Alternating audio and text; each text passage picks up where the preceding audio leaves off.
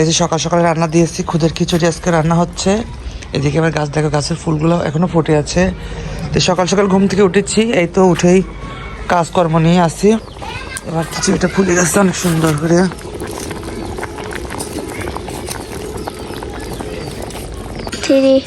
এই দেখো খিচুড়ি প্রায় রান্না শেষ।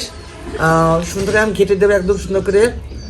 সুন্দর করে রান্না হয়ে আমরা চুলাপাড়ি খাবো বসে বসে। সেই করে সকাল সকাল খিচুড়ি খাবো, সঙ্গে আছে অনেক একটু তরকারি আছে মাংসের, এইটুকু দিয়ে খাবো সকাল সকালে। খুদের খিচুড়ি মজা অন্যরকম।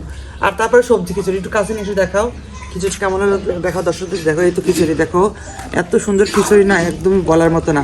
সেই সুন্দর করে আমি রান্না করতেছি, একটু ধোঁয়া উঠছে। আর বাবারে, যে একটা রোস্ট ছিল একটু গরম করে সবাই ভাগ করে করে নিয়েছি। এই যে মা প্লেট একটু দিচ্ছি, লিমনের প্লেট একটু দিচ্ছি। এই যে লিমন খাচ্ছে, তাই না আমরা খাচ্ছি বাইরে বসেই। আর এই যে কড়াই দেখে ভাবছি গোড়া মাছ তরকারি যা যা আছে সবই খেয়ে ফেলবো। যে এটুকু আমার জন্য, এটুকু আমার জন্য রাখছি। আমি গাবলাই বসবো, দেখো যে রান্না শেষ এখন খাবো। লিমন খাচ্ছি যে, আর আমি বসবো এখন, আমি খাবো চুলাপাড়ি খাবো। আমার